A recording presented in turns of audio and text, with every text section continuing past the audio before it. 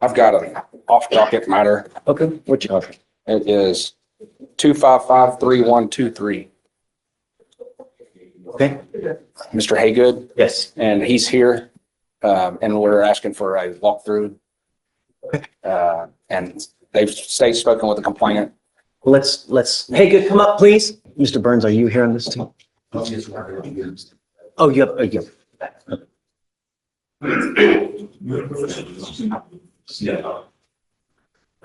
You are Mr. Hagood. Sir. Mr. Hagood, you are charged with violation of a bond condition or protective order. You are facing up to a year in jail and or a $4,000 fine. We're going to do probable cause. You have the right to remain silent. Anything you say can or will be used against you. You have the right to have an attorney present. If you cannot afford one, one will be appointed to you, sir. Okay, Sebastian. All right, on February 24th, 2025, officer was dispatched in reference to a possible violation of protective order and made contact with Patty First, who stated that her ex attempted to contact her via Fortnite on an Xbox game system. That's my jam. Fortnite? Oh, yeah. That's my jam. He stated that she received messages under a username, OBT Hagood and LLUVVMEE. Message she received stated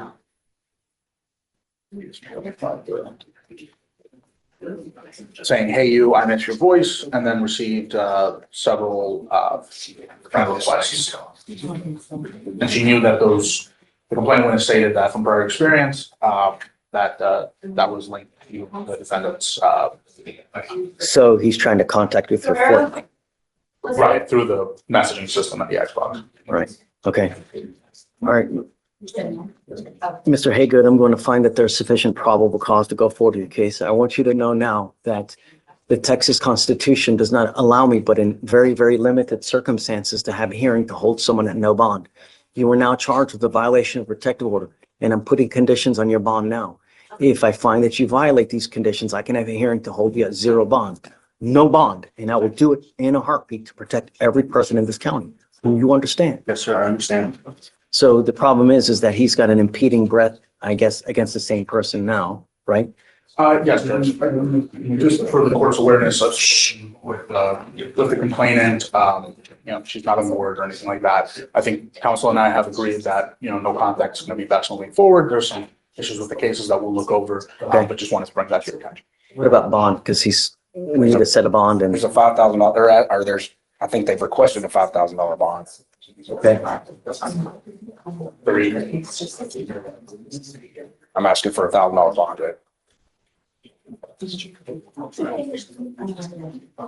And if I may, Your Honor, during the altercation, I showed the state a video that shows her being very violent. And during that altercation, his Xbox was broken. So he's denying I don't know how Xbox works, and I don't know how Fortnite works. Hey, you never played Xbox? Judge, my 10-year-old plays PlayStation it. or an Xbox? My 10-year-old plays it excessively. But You've never played Xbox? I don't. I mean, I've tried a little bit, but 2 minutes. Oh my Lord. I mean, I can't. I just get killed. help me. I know what you're getting for Christmas. It's not the worst in the world, Mr. Hagood, but no means no. And I want you to understand that we're absolutely serious. If I find that you try to message this person through any means, I'm going to put you in jail. Do you understand? I understand. I believe that everybody deserves a chance, but I'm only going to give you one. I will not give you any more. Understand? So I'll set the bond at $3,000. I'm going to grant you a PR bond today, but you're not going to get another one. You will sign orders now not to have any contact with this person, not to use any marijuana, not to use any alcohol, illegal drugs. If I find that you pick up another case or you try to have contact by any means necessary, I don't care what it is, I will put you in jail. Sure. You understand? I understand clear as day. So it's a bond set at 3. PR bond granted. And then, I'm going to have you monitored through pretrial, so don't worry. So you're also not to be in possession of weapons as well. So you've got a lawyer, just listen to him. He'll take care of you, even though he doesn't play Xbox. And then just, what's right, what's wrong. Yes, sir. Okay. All right. Good luck. Thank you. Thanks. Case number on the bond. Oh, it's 255-3120. 31. Okay. So Mr. Glover, you have picked up a burglary of a motor vehicle. You've also picked up an assault of a family member. On both of those cases, you're facing up to a year in jail and or a $4,000 fine. You've worked out an agreement where they're offering you 120 days in jail with credit for the 66 on the assault, and 68 days on the burglary of a motor vehicle. You need to understand that both of these cases will go on your record. They will be there for the rest of your life. On the assault case, there's an affirmative finding of family violence, meaning if you pick up another one of these, you will be facing a 3rd-degree felony, 2 to 10 of the penitentiary. And if you've been to the pen, it could be just, they can continue to enhance your punishment, perhaps 5 to life, 15 to life. Do you understand? Yes, sir. On the burglary of a motor vehicle, all that is also an enhanceable offense, meaning you continue to pick up those cases. At some point, they'll hit you with a felony on that as well. Do you understand? Sir. From now on, you're facing a minimum of 90 days in any misdemeanor court here in the state of Texas. Any misdemeanor you pick up, it's a minimum of 90 days in jail. You give up the right to a trial, right to compel witnesses to testify on your behalf, confront and cross-examine your accusers. If you're not a citizen, there are possible immigration consequences. You can be deported, excluded from the country, denied naturalization under federal law. You give up the right to appeal. Once you accept this agreement, there's no turning around. This is stuck. It'll be there forever. Is this what you want to do? Sir. You also need to understand that if you're on parole, pleading guilty to both of these cases, they may revoke your parole, sending you back to prison. What is ISF? I don't know what's going to happen, but they can revoke your parole, send you back to prison. Do you understand? Yes, sir. You still want to do all this? How do you plead the assault and the burglary of a motor vehicle, guilty or not guilty? I'm going to find you guilty. I will sentence you to both cases. I'm going to roll your court costs so you won't owe anything. Good luck to you, Mr. Glover. Thanks, Will. Thanks, Judge. Yeah. So we have Jose Guerrero. This is an old case. It's from 2020. You have another Guerrero? Yes, I do. Okay. Yes, it's an old case. It's from 2023. The state wanted a 30-day reset to look over the case to There's see. a 2B warrant, Judge. Okay. Is discovery complete on the case? It said the 911 call is still in progress. It was requested on the 14th, but I mean, if it's from 2023, I don't know if they would still have records for 911. Yeah, I think they keep them, what is, Oh, wait, no, that's on the phone. I apologize. Yes, discovery is completed. Besides, we need to subpoena for the medical records. do you have an offer in the case? No offer yet because this case just came onto my docket, so I'm trying to reach out to the complainant to see if I can get in contact with him first before I make any offer. Okay. So he's really just, it's been in, Yes, the first setting on this case was on January 13th, 2025. yeah, so they filed it to be December of 23.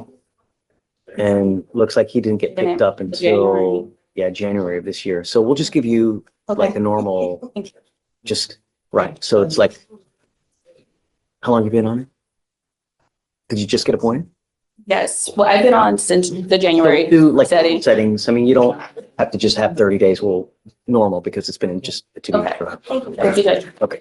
Back on Jose Guerrero, do you have any other bond conditions aside from the ones from the magistrate? Is this the one that we revoked? No, that was Guadalupe Guerrero. Well, Jose Guerrero, we were just talking about it. That was the 2B. He's in jail? No, he's here.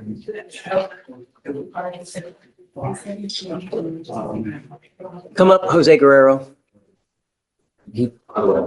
So he has a felony assault from January Yes. and then our assault here. Let's do PC because I don't remember anything. Okay. Moving on. Mr. Guerrero, you were charged with assault causing bodily injury. You are facing up to a year in jail and or a $4,000 fine. We are going to do probable cause. You have the right to remain silent. Anything you say can or will be used against you. You have the right to have an attorney present if you cannot afford one. One will be appointed to you, sir. On June 14th, 2023, an officer was dispatched to a residence in reference to an assault call for service. The complainant entered into a storefront to make the report. The officer identified the complainant by his hunter's identification card. The complainant stated that he and his family were at their residence in Harris County, Texas on June 10th, 2023.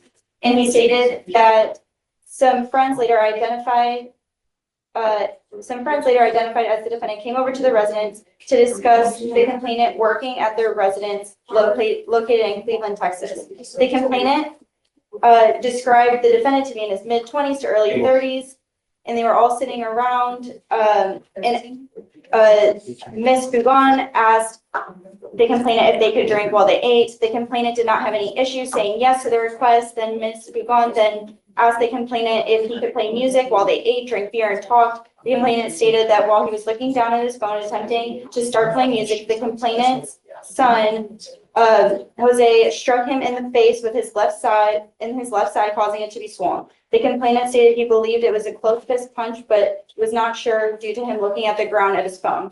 After the defendant struck the complainant, all three parties left the premises. The complainant stated that after the altercation on June 11, 2023, he felt pain and discomfort in his mouth and thought it was a broken tooth, but the pain got increasingly worse, where he felt like he needed to go to the emergency room. The complainant went to the hospital at a later date and then called officers on 213.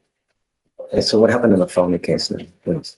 Yes, so on January 12, 2025, an officer met with the complainant who stated her boyfriend began going through her phone and accused her of cheating. The defendant grabbed the complainant by her arms and squeezed them, causing pain. The defendant then punched her in the face and threw her to the floor. The defendant then stomped on the complainant's head several times, causing pain and for her to bleed from both ears. Mr. Guerrero, I'm going to find that there's sufficient probable cause to go forward with your case. I'm going to do everything in my power to protect every person of Harris County. Do you understand?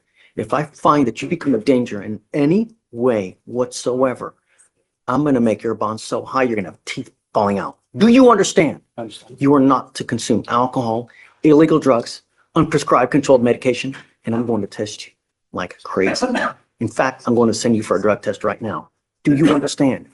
If I find that you're using, it's really not going to go well for you.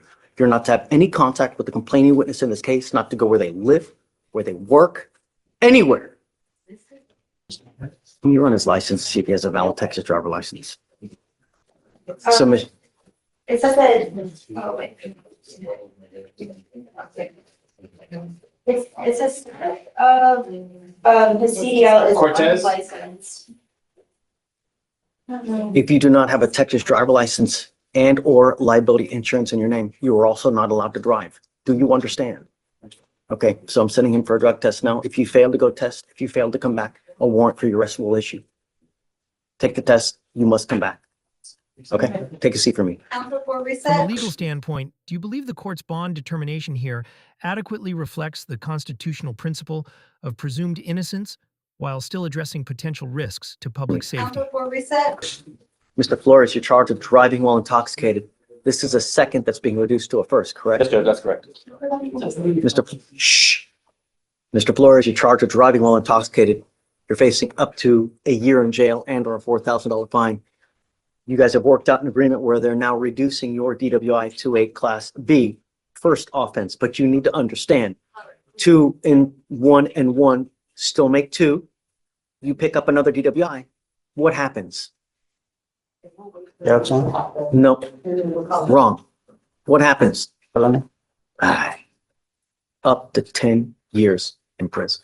And you don't have to be falling down, slippy ass drunk to pick up. All you need is just the mildest odor. They pull you over. They look at your record. Boom, it's over. Do you understand?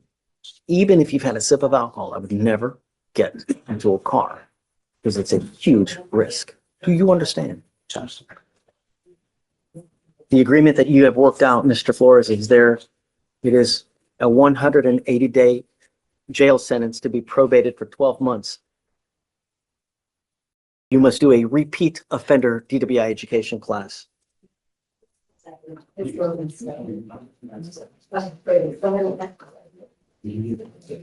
3 victim impact panels. Substance abuse treatment. You must do a TRAS, which is an evaluation to see what other conditions you may need. If they assess other conditions, you must fulfill them. No breath test refusal. If you are pulled over in a car and an officer asks you to submit a breath test, you must do it while you're on this probation. If you don't, then you're in violation of this probation and you will get a warrant issued for your arrest. No drugs, no alcohol, guardian interlock, and 25 hours of community service. Is this how you understand the agreement? I understand. You also need to understand that DWI is big business. Because this is a second offense, you will be required to pay the DPS supervisory fee. So that is now $3,000 that you will be required to pay. And if you don't, then you will sit every day, 1 day in jail for every $100 you owe. Somehow I have to get your attention. And if it's not by money, then it will be through. Do you understand? It's unacceptable. Every single day, someone dies from a DWI in our county. No more. Do you understand? If you violate this probation, a warrant for your arrest will be issued. You will go to jail and I'm going to bring you back out. And you are looking at 180 days in jail. That means no drugs, no alcohol. You must do your classes on time. You pick up a new case, it's just not going to go well for you.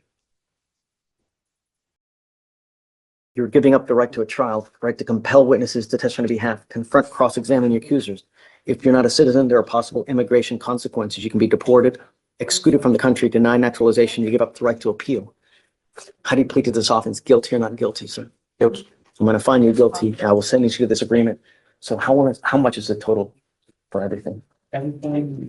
With the 3,000, please.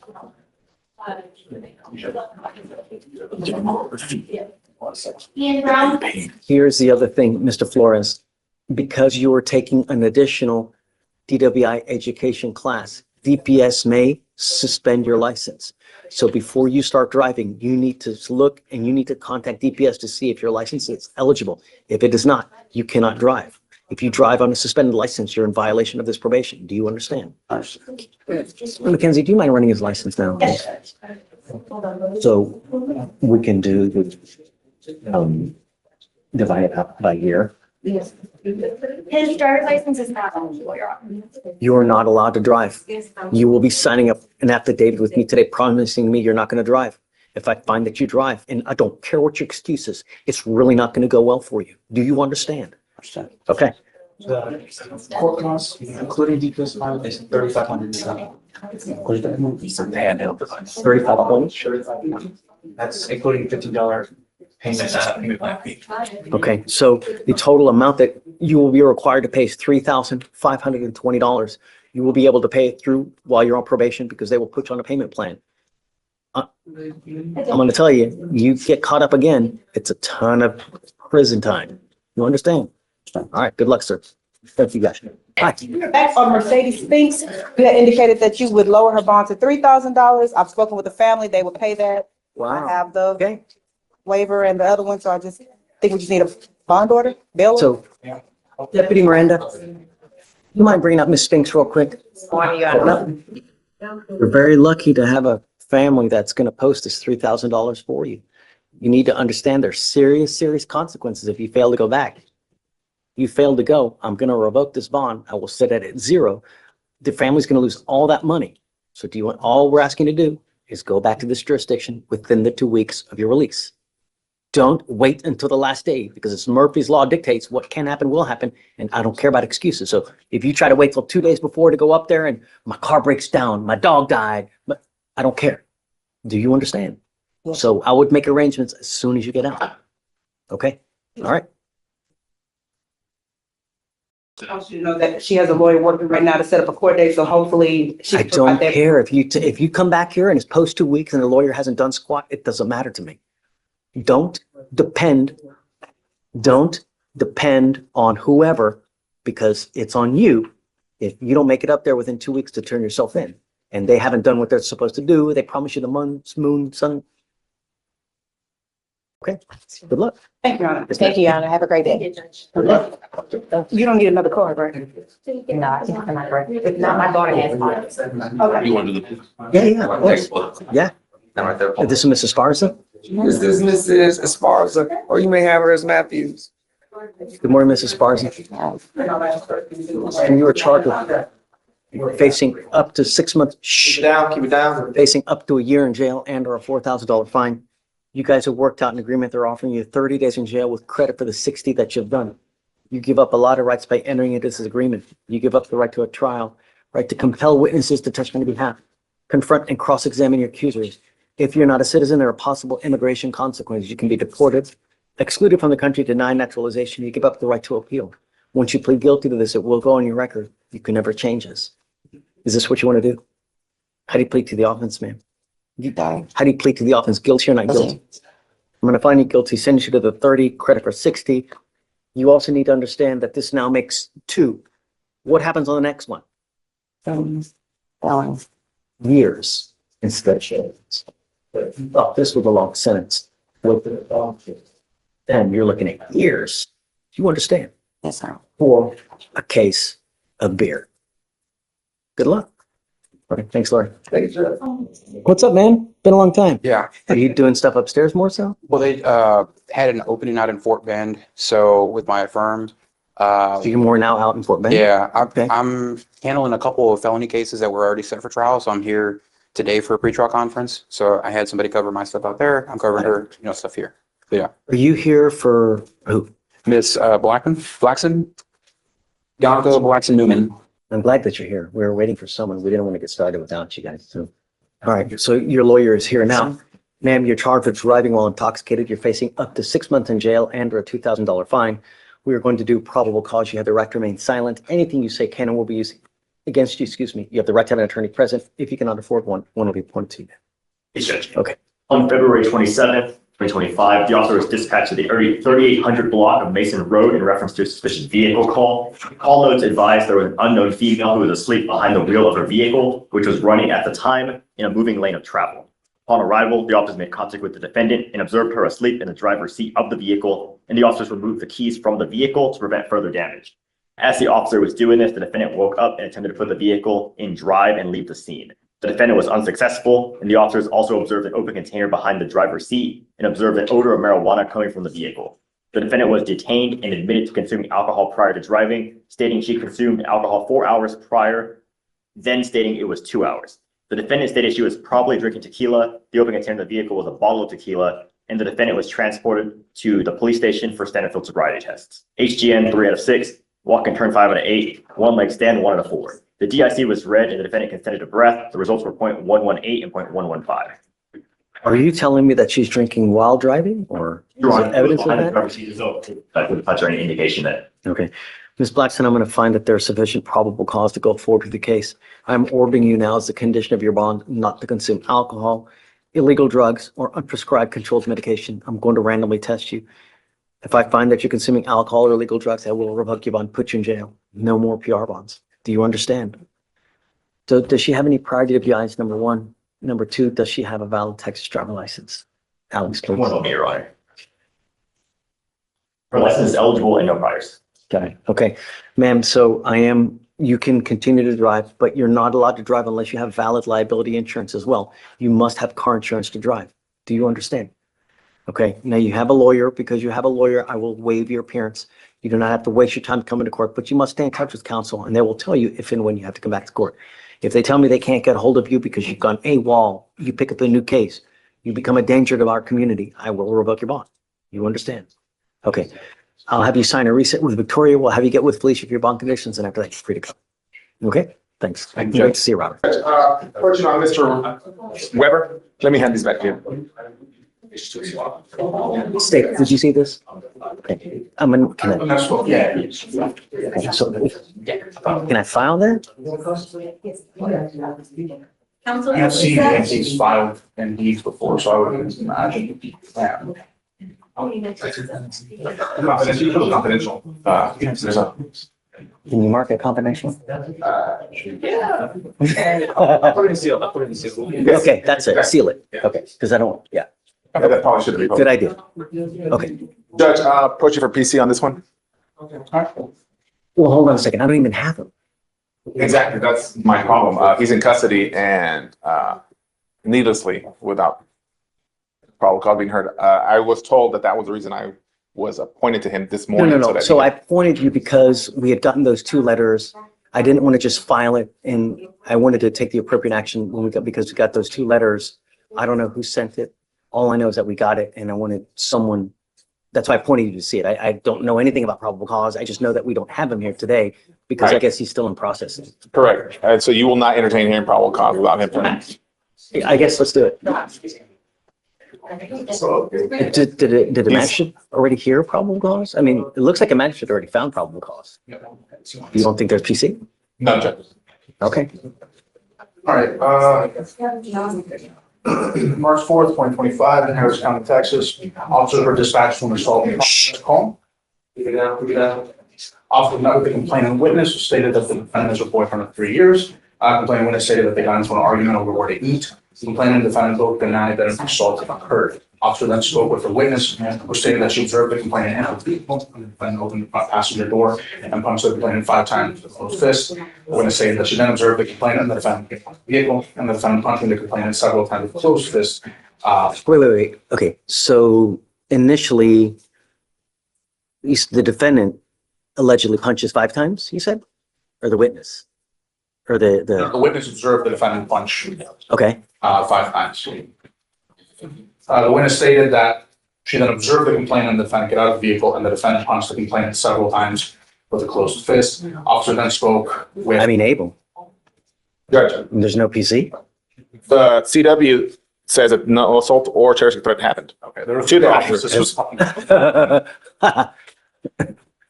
It's based on her feeling pain, and she's saying nothing happened, Judge. If she's saying that she wasn't threatened, she wasn't threatened. Well, no, Whether 20 people or 100 people see it. well, bodily injury can be inferred. You don't need somebody to say pain. You can infer bodily injury from conduct. So what about the terrorist threat? So the complainant at the end, one of the witness stated that the defendant stated to the complainant, quote, "I'm gonna fuck you up." Again, if she doesn't take it as a threat, it's not a threat, Judge. We might think it is. And we can infer all we want, but that's not. I'll refer that one to the court. Okay, so it was at the time that the alleged assault is occurring, he says, "I'm gonna fuck you up." And he allegedly follows through. I mean, I think there's enough for probable cause, it's such a low standard, Well, I don't agree. Let's agree to disagree.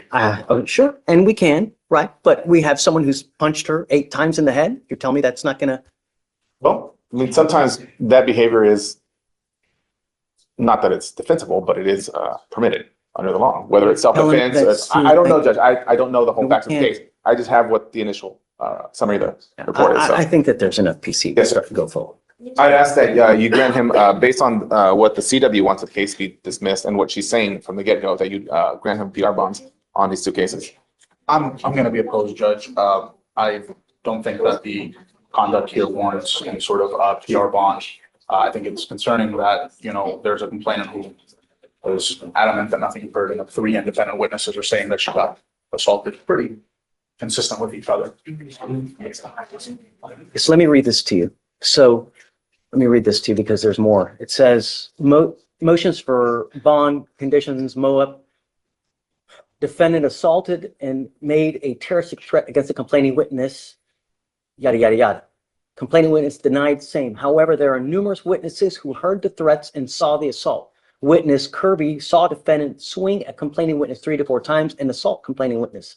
Witness Grantham saw defendant open passenger door to the car, punch complaining witness 5 times with a fist.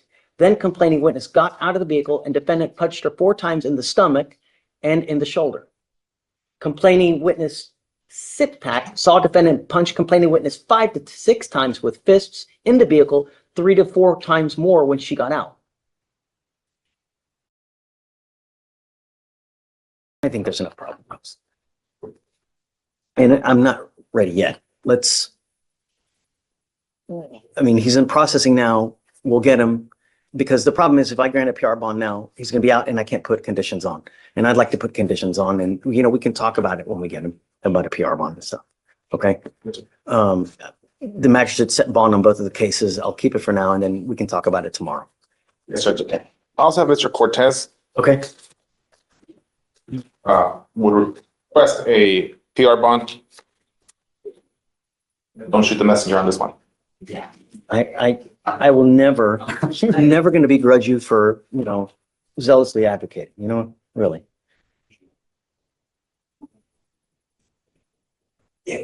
Let me bring him out here. Let me talk to them. Do you mind bringing Cortez out real quick, please?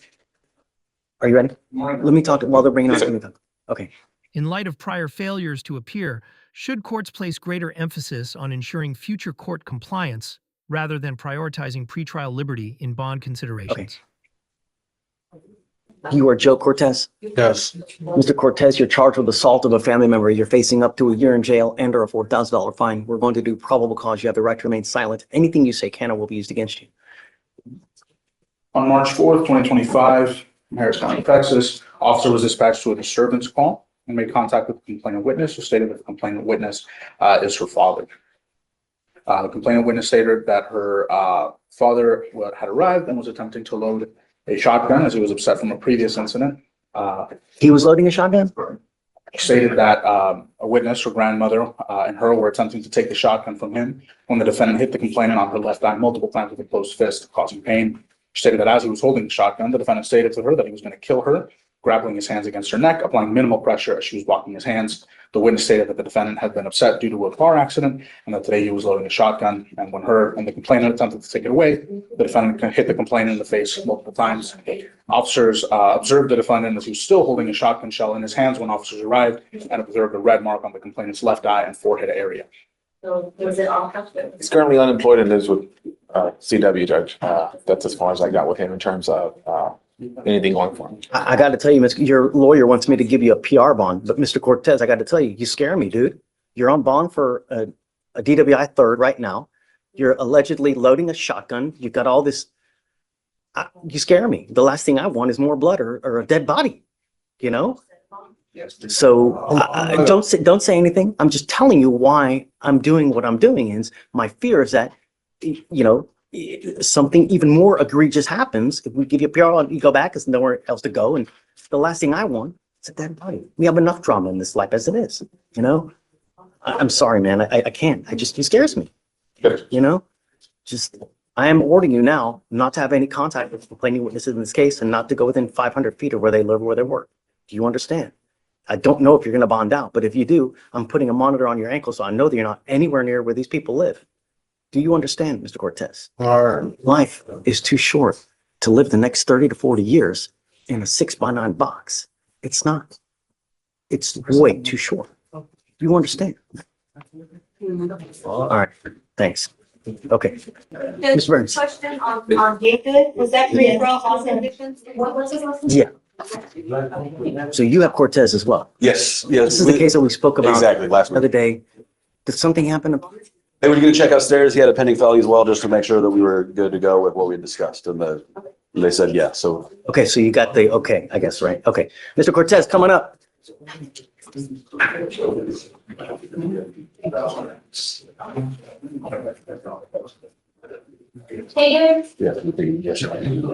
Good morning, Mr. Cortez. Sir, you're charged with driving while intoxicated. You're facing up to 6 months in jail and or a $2,000 fine. You guys have worked out an agreement. They're offering you 3 days in jail with credit for the We're pleading open to you. Oh, We're not doing time served. We talked to you last week about pleading open and a deferred. It's not written as such then. It's a medallion degree record. Because look, it says 3 days credit. Yeah, that's how it was. Yeah. Oh, I see. Okay, so basically, essentially, I guess the state and your lawyer do not have an agreement as to what kind of punishment, so you're coming to me to punish you in this case. Are you okay with this? John. Okay, understand that, you know, it's a first DWI, you know, we're all allowed to make mistakes, right? We all make mistakes, everybody's human. But the problem is if you continue to make mistakes and you endanger other people's lives, that's when we have problems. And that's why we have harsher punishments, because we need to somehow get you to learn you can't keep doing this, because at some point, God forbid, something happens where you maim or kill someone. That's what we're trying to prevent. You have to understand that what we're doing now, the proverbial slap on the wrist, will not happen again. From now on, you're facing a minimum of 30 days in jail. Not only that, because this DWI is going on your record, if you get pulled over, an officer's going to run your record, they're going to see that you're a prior DWI. If you smell like alcohol, what do you think they're going to do? Probably right. So if I were you, even if you've had a sip of alcohol, I would never get into a car because it's a huge risk. Do you understand? So I'm going to sentence you to 3 days in jail. I will give you credit for the 2 days that you've done. But like I said, from now on. We're pleading to defer, Josh. Oh, you want to defer? Oh, that's more different because here it says. I don't know why the papers were the state offered time served. We were coming to you for deferred. Okay. Is this what you want to do? All right. Okay, so this is a big difference, right? The deferred, and thank you for telling me. Thanks, yeah, for probation. So this is a probation where you must complete several things, right? If you do it, then good things will happen, right? What? Okay, so I guess we'll do 180 days. Probated for, I'm sorry, so we'll do deferred for 1 year. As part of the probation, you must complete a DWI education class. You must do a victim impact panel. You must maintain a guardian interlock throughout the entirety of this case. No drugs, alcohol, random urinalysis. So anything else that you would want? Community service, did you already say that? I mean, what does community service do? You know, I'd rather have him take a class and learn something than just mindless, just. Do you have any children, Mr. Cortez? Do you have any children? Yes. No? Okay, I'm just gonna do just these, even though you're doing a deferred, officers will still see this. You get pulled over, they're probably still gonna give you a hard time regardless. So, but regardless, whenever, no matter how old you are, no matter where you go, you're on a date, you're with the Queen of England, if you have something to drink, don't get into a car. Do you understand? If you violate this probation by testing dirty, picking up a new case, you don't do your stuff on time, I will issue a warrant and we will have a hearing to determine whether you violated this probation. If you do, you're looking at 180 days in jail. Do you understand? All right. How do you plead to the offense? Guilty or not guilty? I'm not going to find you guilty. I will withhold it for for 1 year, get everything done, and then things will go well for you. Is that it? That's great, Judge. You done? Yeah, thank you. All right. Good luck to you, sir. Thank you. Sorry. Hi. Good morning. Good morning, Mr. West. Mr. West, you're charged with criminal trespass. You're facing up to 6 months in jail and or a $2,000 fine. You've worked out an agreement where they're offering you 30 days in jail, credit for the 9 days that you've done. You need to understand that this charge will go on your record. It's going to be there for the rest of your life. You can never take it off. From now on, you're facing a minimum of 30 days in jail for any new cases that you pick up. Do you understand? And there's also a criminal mischief charge he's pleading. Oh, I see that too. It looks like the criminal mischief is going to be dismissed. No, he's pleading to that as well. Oh, he is. I don't have one. I only got one, I didn't get enough. Are they not filed? Should be fine. Sorry. I didn't get it, I'm sorry, but let me say that one. I only have the first one. You are harder to get a hold of than the Pope. Why don't you come to court? When you come to court, good things happen, man. You know? It should have been, I'd be weighing gas and it should be hard for me to get up here. Come on, man. I'm not, that's the only reason. When you come to court, good things happen. We have things that we can give you, cell phones, tablets, food, place to eat, place to sleep, whatever you want, we can give you. All you got to do is come to court. This is all the time. Come to court. From now on, it's now because of the two now, you're facing a minimum 90 days in jail. Any new cases that you pick up, you go back to this place where this trespass was from. It's probably not going to go well for you. Do you understand? So on your mischief case, it's the same deal applies. It's 30 days in jail, credit for the 9 days that you've done. You give up the right to a trial, right to compel witnesses to testify on your behalf, confront, cross-examine accusers. If you're not a citizen, there are possible immigration consequences. You can be deported, excluded from the country, denied naturalization. You give up the right to appeal. Once you plead guilty, it will go on your record. You never take it off. Is this what you want to do, Mr. West? How do you plead to both cases, guilty or not guilty? Guilty. You're facing a year on the mischief and then 6 months on the other one. If you pick up any new cases, come to court. It's not hard. Good luck. Thank you. Yes, ma'am. Good morning. So I have Guadalupe Guerrero on docket today. I wanted to talk to you about his bond. He picked up a BPO. So I just wanted to see if you were going to revoke his bond. He has no bond in felony and I have no arguments. Is he in custody? Yes, sir. BDR as well, Judge. You picked up a felony BPO. And one for us. I don't have any arguments, Judge. Not Mr. Guerrero, please. Yeah. Lupe. I don't even know what happened, so let's figure it out. I mean, all I know is that this is a third VP. You know? Correct. The state has made an offer. He wants to think about it. If we can get a reset until after his felony court date, which is next month, I believe, April 23rd. And then on our next setting, he'll let us know. Did you offer? I'm Sebastian. Or is this? Yeah, Sebastian offered a tentative offer of maybe 90 days. He didn't put it in yet, though. Okay. It'd be interesting to see. Is there an offer upstairs too? Do you know? Let me check. I mean, it's a new case. It's like, It's brand I new. can't imagine there is. It was filed, Mhm. 5 days ago. So Yeah. No offer on the cases upstairs. I mean, theoretically, we could have a hearing to hold him at no bond. I leave it to the court. He has no bond upstairs. Regardless, he's going to be here. Let's see when they set. Okay. Good morning, Mr. Guerrero. With us, you have picked up a terroristic threat in January of this year. A month later, you pick up a violation of protective order. It's now come to my attention that you've picked up yet another violation of protective order. I have no idea what happened in that new case. We're going to find out. You have the right to remain silent. Anything you say can and will be used against you. The felony. The felony? Okay, yes, Judge. On February 28th, 2025, an officer was dispatched to a suspicious persons call at a residence in Harris County, Texas. On scene, the officer observed the defendant across the street from the complainant's house. The complainant advised that she made multiple reports on the defendant, and on January 28th, 2025, the defendant was ordered not to go within 200 feet of the complainant's residence as a part of a MOA.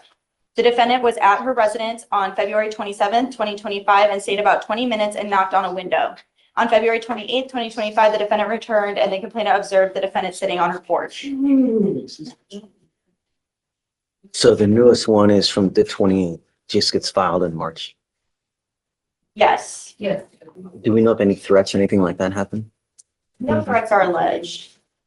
We've made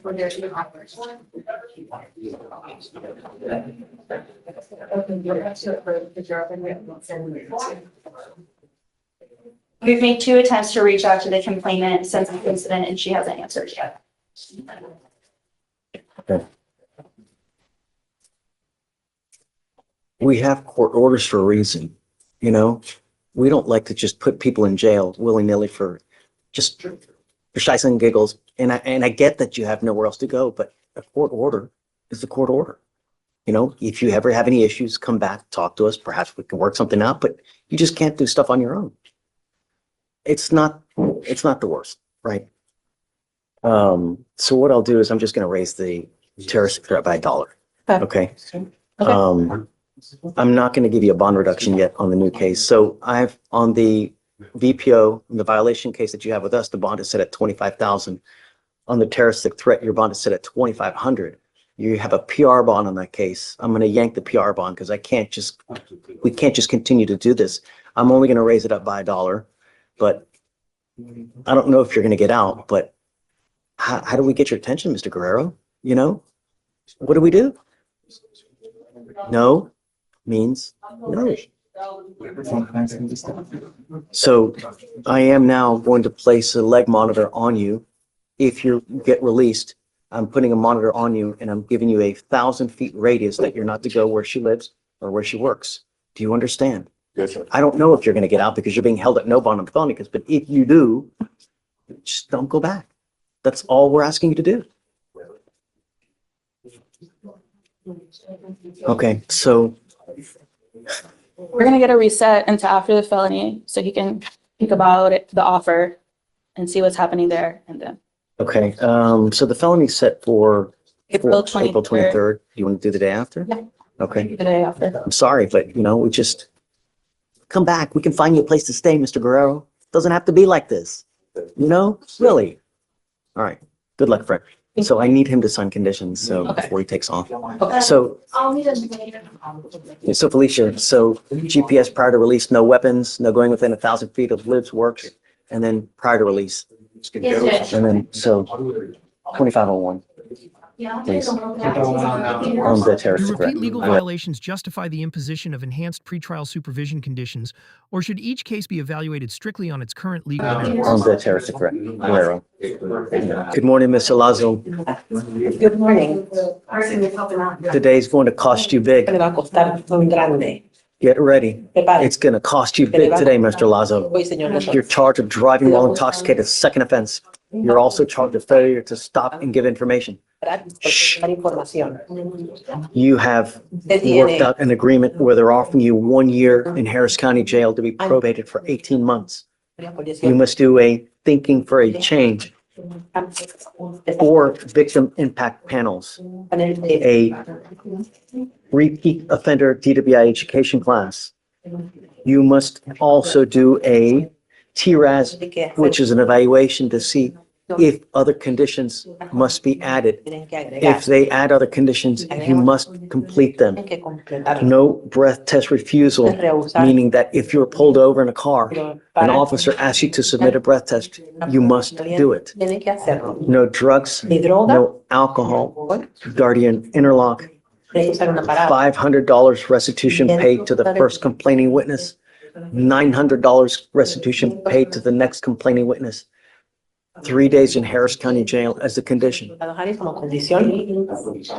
Yeah. What day to begin? The first. You said March 21st? El 21 de marzo va a comenzar.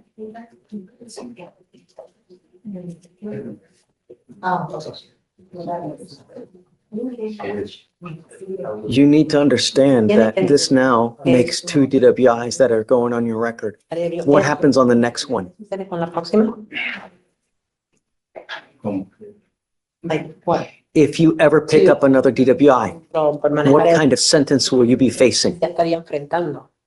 Pues no sé, sería más grande, pero ya no pienso manejar y tomar. Well, I don't know. It would be bigger than this, but I'm not planning on driving and drinking and driving. Do you know how many times I've heard that, ¿Cuántas veces yo oí? Mr. Lazo? No, Lazo. Sí, a otros yo sé que lo dicen, pero yo sí lo cumplo. Stop. I want you to listen. Quiero que ustedes Do you know how many times people have told me, I'm never going to do it again? voy a volver a hacerlo otra vez. Do you know how many times? ¿Sabes cuántas veces? You never Usted know what happens in the future. sucede en el There's a futuro. death in the family. Hay una Your muerte en wife la cheats familia, su on esposa, you. You lose a son or a daughter. un hijo, una You hija. never know what happens ¿Qué es lo que va a suceder? that will cause you Que podría to do causar something que usted haga that you algo wouldn't que no normally hubiese hecho do. normalmente. You need to understand that from now on, if you ever pick up another DWI, you will be facing a felony charge, minimum of 2 years in prison, a maximum of 10 years in prison. 10 años. And you don't have to be falling down stupid drunk to Borracho pick up a felony. para que le den. The only thing that needs to happen is you in a car, you get pulled over, Que no paren. just the odor of alcohol. Olor de alcohol. An officer's going to look at your record Que va a mirar su expediente. and they will make assumptions. And then you will possibly be facing a felony charge. Intentando un delito mayor. So if I were you, Así que si yo I fuera would usted, never, yo jamás, ever, jamás if you've had a sip of he alcohol, tenido un get tipo de into a alcohol car. en un carro. Do you understand? ¿Entiende? Sí, yo lo entiendo. Yes, I understand. There is also a $6,000 surcharge Su cargo de 6,000 that you will be required to pay on this case en este caso. because it's a second Que DWI. esta segunda I told you that it was going to cost you big. va a costar. And I will tell you now, Y le digo if you don't pay it, que si no lo paga, every $100 that you owe, you will sit 1 day in jail. ya en la cárcel.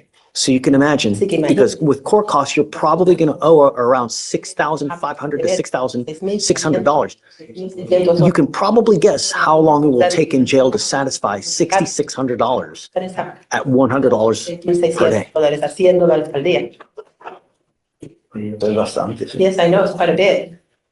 Somehow, we have to get through to you Usted so that you understand para que usted entienda this is unacceptable. esto, no. The only thing we are trying to Lo do único que estamos is tratando prevent someone from dying, de alguien, because every day someone dies on our road alguien muere en nuestra from an carretera, intoxication case. alguien que está ebrio, You were giving up the right to a trial, tiene su derecho, right to compel witnesses to testify on your behalf, tenga su confront and cross-examine your accusers, If you're not a citizen, there are possible immigration consequences.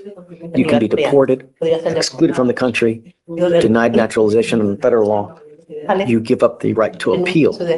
Once you accept this, you're stuck with us until you successfully complete it or you get revoked by non-compliance. Now, if you test positive for alcohol, you do something to violate this probation, like pick up a new case. You do not do your classes on time. If you fail to pay restitution to the complaining witnesses, then I will issue a warrant for your arrest. And on a probation violation, you're looking at you're looking at an entire year in jail. Do you understand? Yes, I do understand. How do you plead to this offense? Guilty or not guilty? Pues, soy culpable, pues. Well, I'm guilty. I'm going to find you guilty, send you to the agreement. So in this case, as part of the plea bargain, you're also charged with failure to stop and give information, which is leaving the scene of an accident. And here we have two people that were, or two different, I guess, vehicles that were Damaged, yes. They were both struck by the defendant, yes. Any injuries? No, Your Honor. We were lucky that no one was injured. Tiene suerte que Lazo. nadie se lastimó, señor.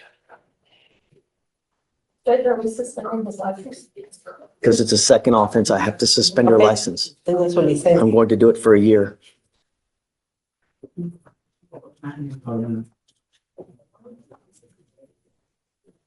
Because you're not able to drive, you will get a portable device that you will take with you so that we know that you're not consuming alcohol. Para asegurarnos que no está consumiendo alcohol. Does he have a portable device now?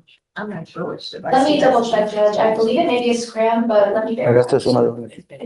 Well, I have this. He has a scram on his What leg. we'll do is, once you get the portable device, I will give you an order to remove your ankle monitor. I have been paying for your ankle monitor now. I cannot pay for your portable device while you're on the probation. You will be responsible for that payment. We will give you a sufficient amount of time to pay. I can give you a 2-year, 3-year payment plan. Un plan de pago de 2 o 3 años. Okay. How much is it?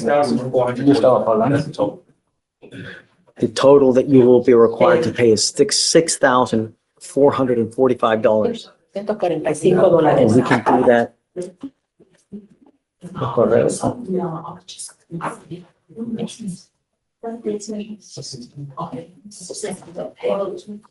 So that's around 200 and, you're doing it, how many months?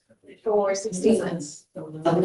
This is, it's 18 months. Yeah, so it's, It's a green card code. So he's in the white card already. That's what it is.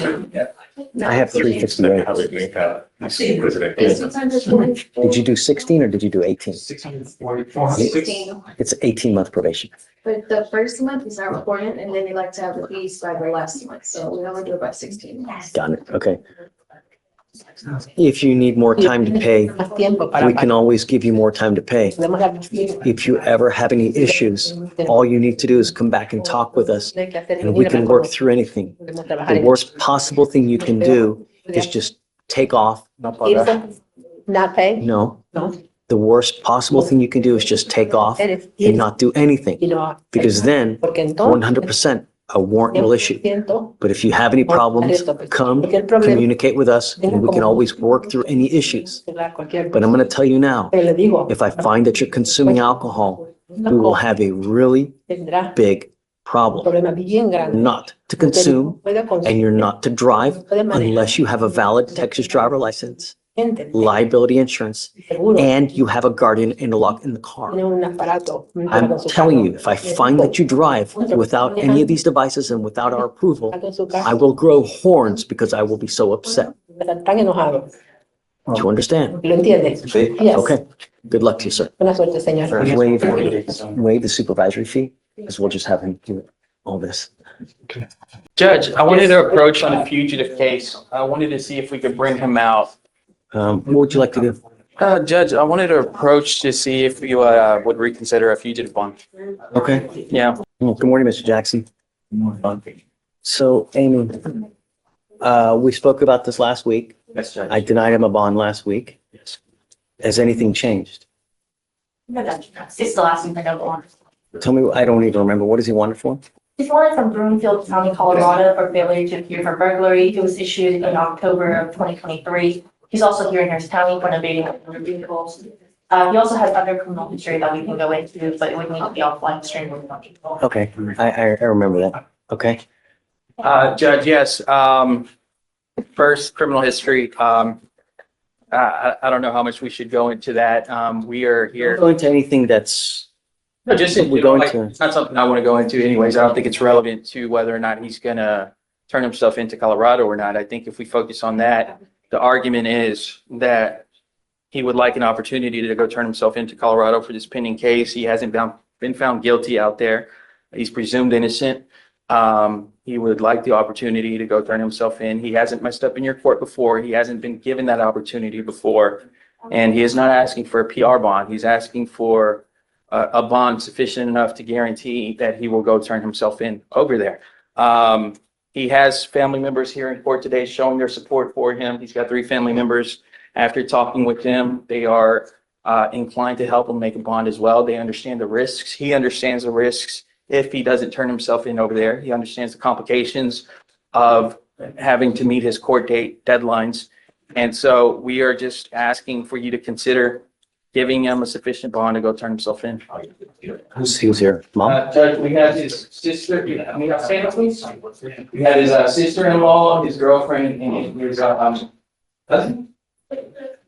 Sister-in-law, and girlfriend. Thank you for coming, God. Really, I appreciate you coming. You're welcome to come up if you want. And these are the family members that would be responsible for helping him post a bond. They would be posting the bond for him, and they understand the risks involved. Sure. Hi. Hi. Thank you for coming. Thank you for coming. Thank you for coming. You know, and I told this to Mr. Jackson about a week and a half ago. There are several things that I look at when I give someone a bond. One of the things I look at is their prior criminal history, what they have done, how old they are, and whether they've left a wake of just destruction in their path. Mr. Jackson is very young. He's what, 20, 22? And in the short time that he's been alive, he's managed to rack up a ton of cases. Just here in Harris County, an evading that was dismissed in 2021. He picked up a felony theft in 24, an evading arrest in 24. He has a fugitive case out of another jurisdiction of another state. And now he picked up here 2 weeks ago, another evading arrest. So the common theme that we have here is I'm going to take off and I'm going to try to evade. That's the common theme that we have. And the 2 things that I don't want are, number 1, I don't want him to pick up another case. And most importantly, I don't want my public to be in danger. These are the things that I consider. What is he wanted for out of state? Failure to appear for burglary. And now he has another burglary in another state for failure to appear for that. At what point do we say when? So my point is that the problem is that if I give him a bond and he just takes off, all you guys are going to lose out on all that money. And what happens if he picks up another charge? So these are the things that I consider.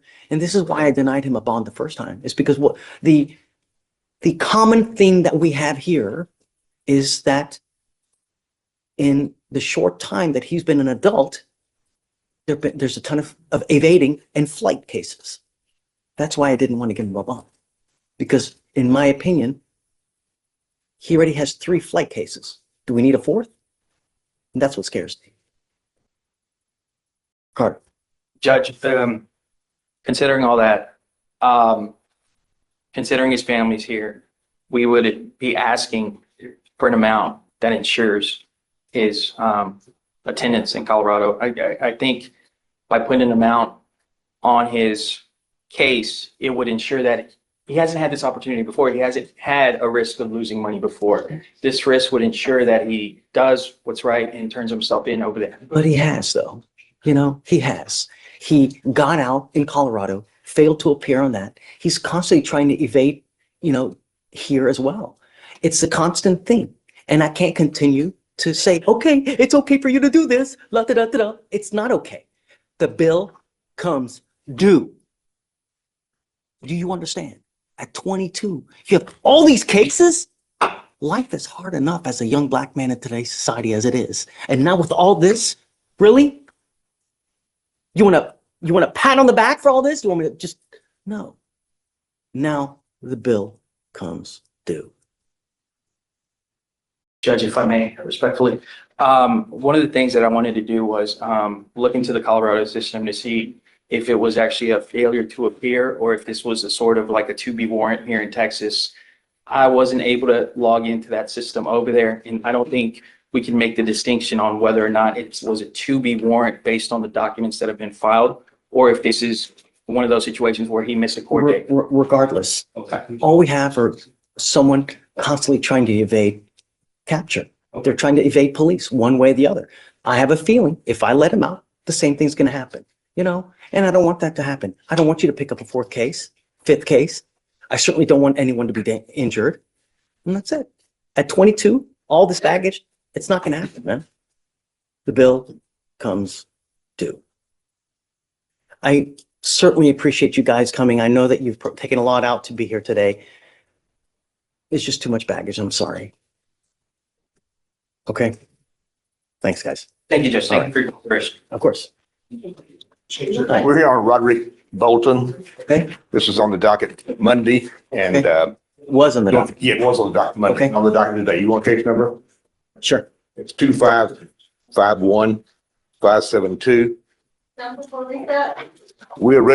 I was assigned to represent him on February the 17th, and he had already executed a waiver.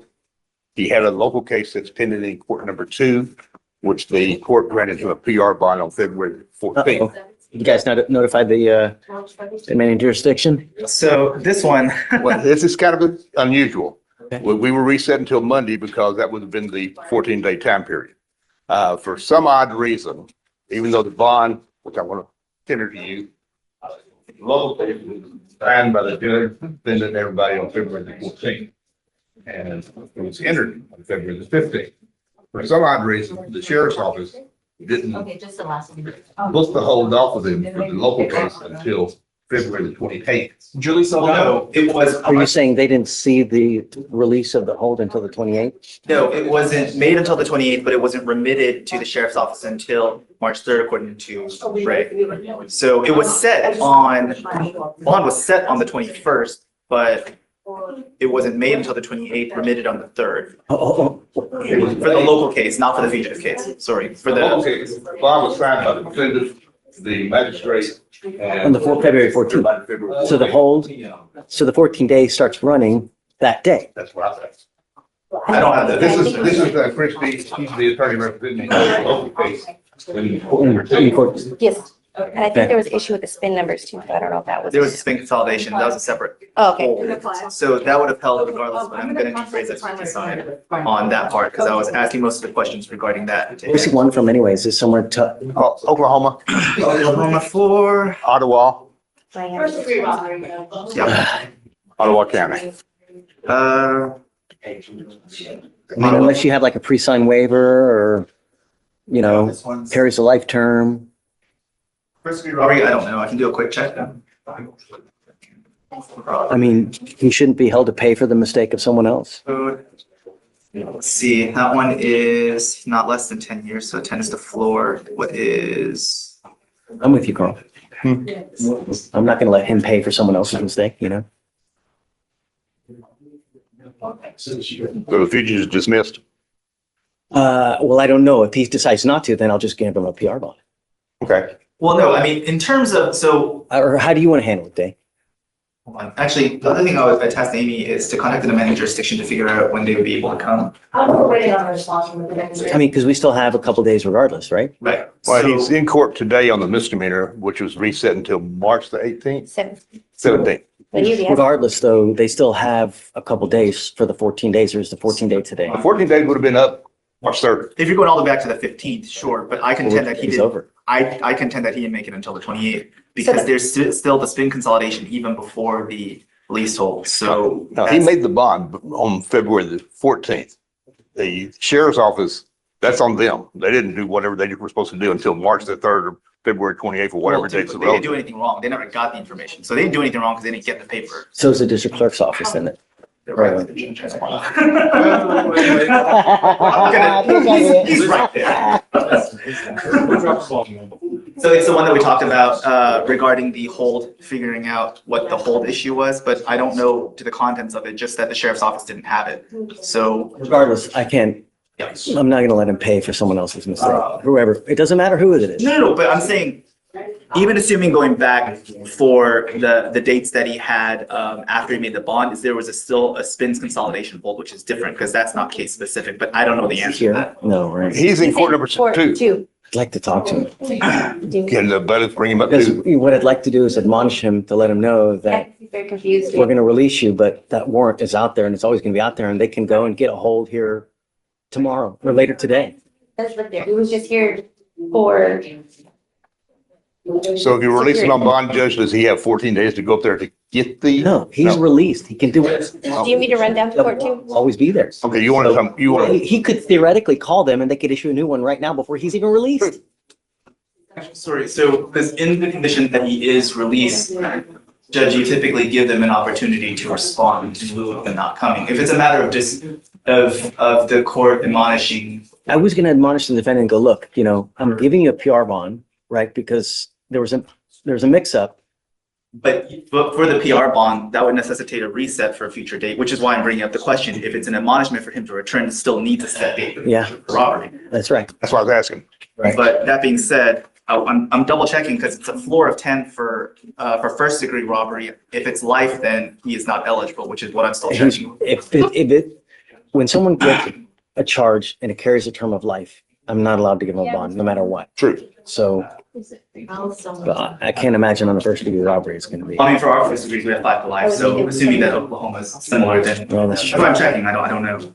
Yeah, well, I mean. Well, this there's is- different degrees of robbery in the state of Texas. This one's first degree though. This one it says on the teletype. But Google AI, however reliable that is, does say life, but let me double check though. I don't want to misspeak. You'll sign in just a minute. Solicitation, murder, manslaughter, robbery in the first degree, a felony. You should go away. So right now we're on a penal code. So You speak Okie? not well. Not well. I don't think that, they can't read it right up there anyway. 208. Okay, go ahead and sign, please. You'll be talking about sinners. Robbery, 2 or more persons, a felony. Attempted robbery with 10 years. I'm sorry? I got 10 years, but I don't know, No, could be it's- wrong too. Well, not less than 10 years, but it doesn't show the maximum. I don't think it cites a maximum. Just a minimum?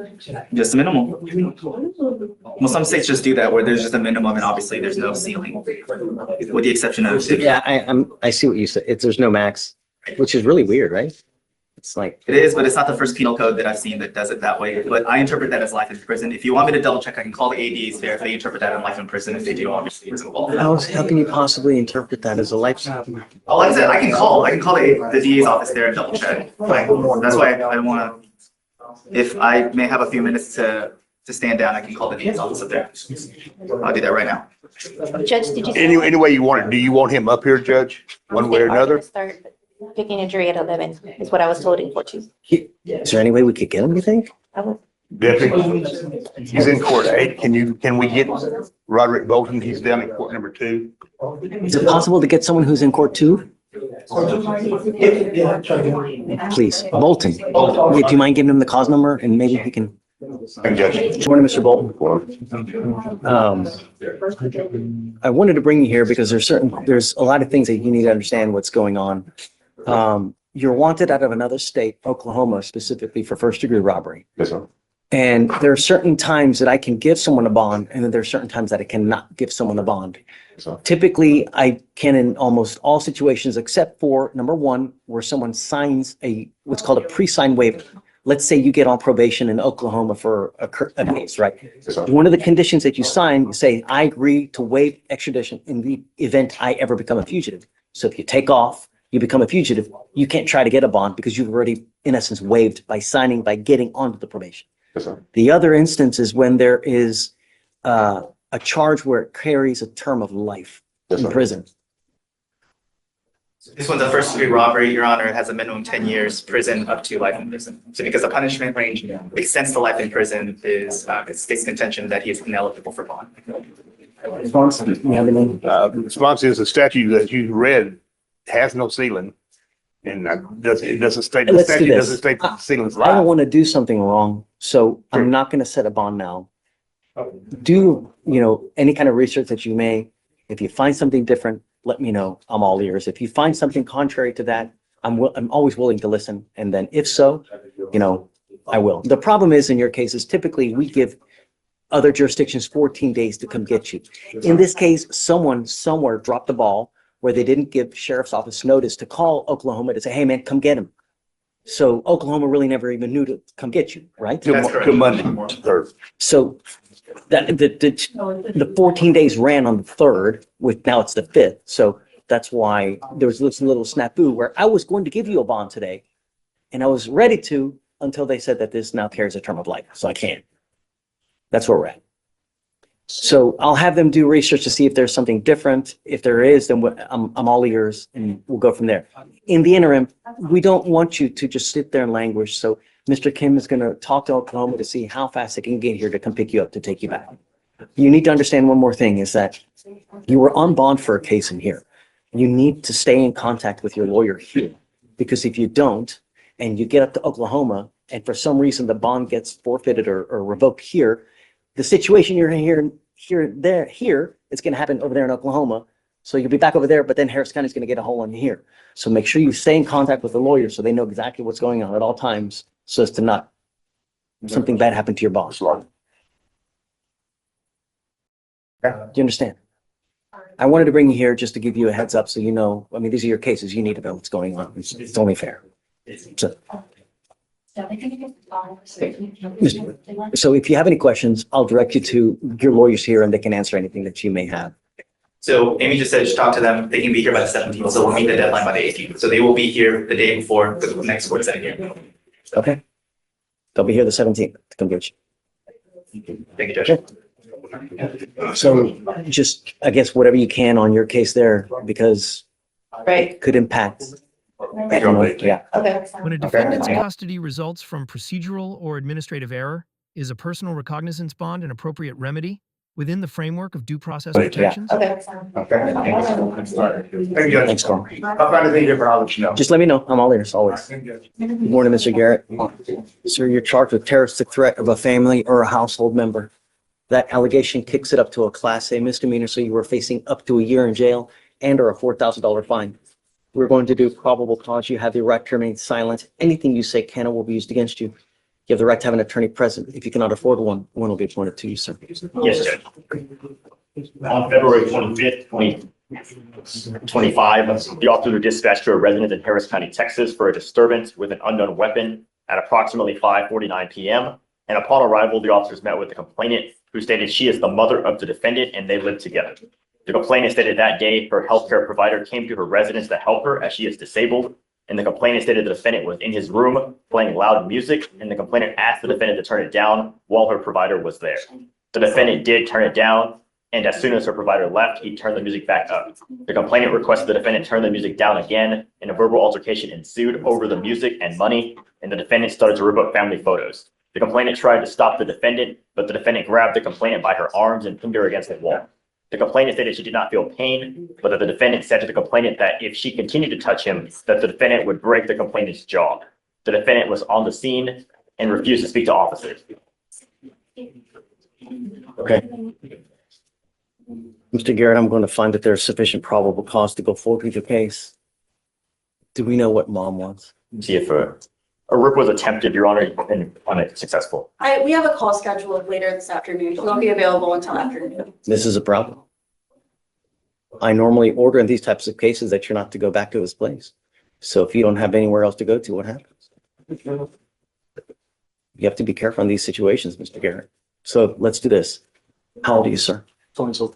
I'm going to give you a lawyer today. I want you to talk to the lawyer so we can figure something out. I don't want to put you out on the street, but I got to protect every person here. You understand? So I'm ordering you as a condition of your bond not to consume alcohol or illegal drugs. I'm going to randomly test you. If I find that you're using anything, I will revoke your bond, put you in jail. Do you understand? You're not to be in possession of weapons as well. And you're not to have any threatening or harassing contact with mom. If I find that you do, likewise. You got out of jail because we gave you a free bond. What happens if we put it at 5 to 10,000? If you don't have anyone to bond you out, you'll be stuck like Chuck in there until this thing's over with. And it takes a long time just to get a 911 tape. You understand? So I'm going to have you sign a reset. Let me have you take a seat in the jury box. I'm going to find your lawyer and then we'll go to it. Come on. Garrett? Garrett. Yes, sir. Terroristic threat against allegedly mom. Okay. Could have been an assault. No. My aunt had, she'd be my uncle. No, but according to what I was reading here, he's lucky that it's not filed as an assault. And the thing is that do we let him go home? What's going to happen if not? Because come up, Mr. Garrett. When I have these types of cases normally, I don't let the people go back. Because or do you want to talk first and then you come? Yes, can we step down? Yeah. So the first thing I told Mr. Garrett is that he's not to use any illegal substances and that you're going to get tested. I want you to know now that I will test you 40 days to 45 days from today. If I find that you're using anything illegal, including THC, I will revoke your bond and put you in jail. Do you understand? Yes, sir. Okay. When I have these types of cases, I typically prevent the person here to have any contact with or to go back to the house where the complaining witness lives. Does he currently live there now? He does. It's going to be a problem. So how, because the last thing I want, Mr. Garrett, are more words to exchange and you end up with another case because there's now bad blood between you two. That's the last thing I want. So how do we prevent that from happening, Abe? What do we do? Judge, I request that the court order no harmful injurious contact with the CW. Based on my reading of the case, it doesn't appear that a no contact order is required or warranted at this point, Judge. From what I read, it could have been an assault that you could have been charged with in addition to this case here. What do you think? Say. Our state would request, we've got a call scheduled to complain at noon. State would request some sort of cooling off periods, right? There would be no contact order, very dangerous cases. We usually have very cooling off periods since these are fresh charges. Do we put him on the street though? Because essentially that's what's going to happen. He's 22, right? Yes, sir. Yeah. We can also, hold off till it's just at noon. Yeah. If it would be okay with the court, I know it's be later in the day till noon. Judge, she's at the hospital. I don't know if she let y'all know that that's where she was. No. She's at the hospital right now, so that's Why? I didn't ask her. How do you know that she's in the hospital? Figure out, I guess. Let's reapproach. So This afternoon. are you done? Do you have anything else to do? The reason I came back. So for now, let's do this. I'm going to allow him to go back. You guys get a hold of her. If for some reason she says that she doesn't want him back, let me know. I'll get in contact with him and then I'm going to modify the order so that he can't go back to the house. I'm going to assume because of the relationship, right? And I don't want to put him on the street, but if she doesn't want him back, then obviously I want to follow the complaining witness's wishes. That's what I always want to do. I don't know if she wants you back. If she does, okay. If she doesn't, but be that as it may, self-control. Because I find that you are mistreating this person, threatening, abusive in any way. And I'm going to tell you now that conduct in and of itself can violate this court order. If I go like this, is that threatening or harassing? It most certainly is, and it'll land your ass in jail. You think it's funny. No, you get behind and you'll see. I'm trying to tell you that exercise self-control. because I will protect every person. And if I find that you become an issue to her, it's not going to go well for you. I will test you 40 days from today. If you test positive for dope, it's not going to go well for you. Do you understand? Yes, sir. Okay. Your Honor, I would like to, the defendant isn't smirking. I know. The state's concerned that he's not taking this seriously. Sorry, Your Honor. It's just- I get it. I get it. Well, he's on notice of what he can and can't do. And the problem is that there are a lot of people on a very fixed income. And I'm going to tell you now that the complaining witness in this case, she's on a fixed income. So you go to jail with a $5,000 to $10,000 bond. Just please admonish him accordingly. Okay. So don't worry about filing conditions because it'll be with Felicia. Okay. Oh, no, Felicia. No weapons as well, please. When did we enter the order for the Moab? We were in court last Thursday. It was initial appearance last Thursday, I believe, or So Wednesday. my question to you is this, is that we have an order for protection that does not allow him to go back to the house and that continues to remain in effect, Yes, sir. doesn't it? Yes, sir. 61 days. Mr. Lopez, you need to understand this because this is very important. This is something that needs to be researched because you're entering into this agreement where you could be possibly let out within the next couple of days. However, there is an order for protection that has been entered. You're not to go back to this location within that period of time. Because if you do, you could be facing an additional violation of protective order. Do you understand? Yes, I do. So, life is way too short to live in fear. And it's not fair. It's not fair that anybody should have to live in fear. You know, you have significant criminal history. And everything here that you have had here is because of no self-control. What's it going to take to get you to realize that you just can't pop off like that? Is it going to take a 15, 20-year sentence to get you to realize this the hard way? Consider this when you're out there. If I say this, what's going to happen? If I do this, what's going to happen? Because you could very well be a 15 to life case the next time you pick something up. It's not hard. If you get upset, walk away. But please, don't let them live in fear. Life's too short to end up in a 6x9 box for the next 20 years. You understand? It's not fair. Especially someone who's raised you, fed you, clothed you, loved you for 20-something years. It's not fair. Consider that. You're charged with terroristic threat of a family or household member. You've worked out an agreement where they're offering you 50 days in jail with credit for the 9 days that you've done.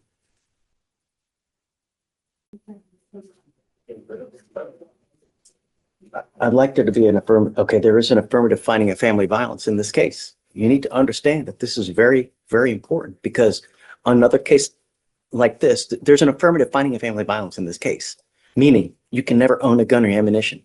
The other thing you need to realize is that if you pick up another one of these like this, you could be very well facing a 3rd-degree felony. And because of the pen trips, you pick up another 3rd degree, you could be looking at potentially a 5 to life case, maybe 15 to life. So that's what I'm saying. Be careful. Do you understand? I do. You're giving up the right to a trial, right to compel witnesses to testify on your behalf, confront and cross-examine your accusers. If you're not a citizen, there are possible immigration consequences. You can be deported, excluded from the country, denied naturalization under federal law. You give up the right to appeal. So once you accept this agreement today, there's no turning back. It will go on your record. It's going to be there forever. Like I said, there's an affirmative finding of family violence. So you can never own a gun or ammunition as a result of this plea today. Also, the next one, you could be very well facing many, many years in prison. You understand? I do. Do you still want to do this? How do you plead to the offense of terroristic threat of a family or household member? I'm going to find you guilty. I'm going to sentence you to the 50 days, give you credit for the 9. Please, just let them be. All right? All right. Good luck, Mr. Lopez. Thank you, counsel. You too. In cases involving alleged intrafamily threats, should courts adopt more restrictive bond conditions at the pretrial stage to mitigate potential harm before adjudication? Also, just a moment. Yeah. Hold on. There's not a moment. Yes, it was. I signed it. I thought it was. I want to see the motion for the MOA, not a signed MOA itself. I thought it was, Joe. Your Honor, on Lopez, I just want to bring to your attention, I'm looking at deeds. I only see the state's motion for the MOA. I don't see it. I specifically did a mo-up in this case last time. I don't know why it's not I signed. thought it was addressed. And I don't see it signed in deeds. Because the motion was No, on the signed last 26th. time I did it the last time we were here in court. What the hell, I need a fly swatter. You see that? Yeah, I do. You got a fly swatter? Oh, I don't know. So I'd like to enter it in then, Not supposed to. you know? So I want to undo the plea. Okay. I'm going to enter in the MOA and then we'll do the plea again. Yes, sir. Because I'm going to make sure that there's no issues with this thing. Yes, sir. All right, coming up, Mr. Lopez. So I didn't sign the plea. There's no entries, nothing. Okay, so hold on, let me do the MOA first. So I'm entering in what's called a magistrate's order of emergency protection that identifies Ms. Solis as a protected individual. You cannot commit family violence or an assault against this person. Commit an act in furtherance of an offense under section 42.072 of the Texas Penal Code, which is a stalking statute. You cannot threaten, harass, use another person to communicate a threat or harassing behavior. You cannot be in possession of a weapon or go within 200 feet of the Bower Creek residence. Do you understand? Yes, I do. If you violate this, the state can and probably will file a violation of protective order. This includes you cannot text them, you cannot message them, you cannot use social media to reach out to them, you cannot use, Snapchat, you cannot use someone else to try to get in contact with them. No contact whatsoever. Do you understand? I do. This order is good for 61 days from today. So if you go over there, it's going to be an issue. You understand? I do. Okay, so I want to sign first now the MOA, Okay. and then after that, we'll now do the plea again. It's here, Joe. Joe.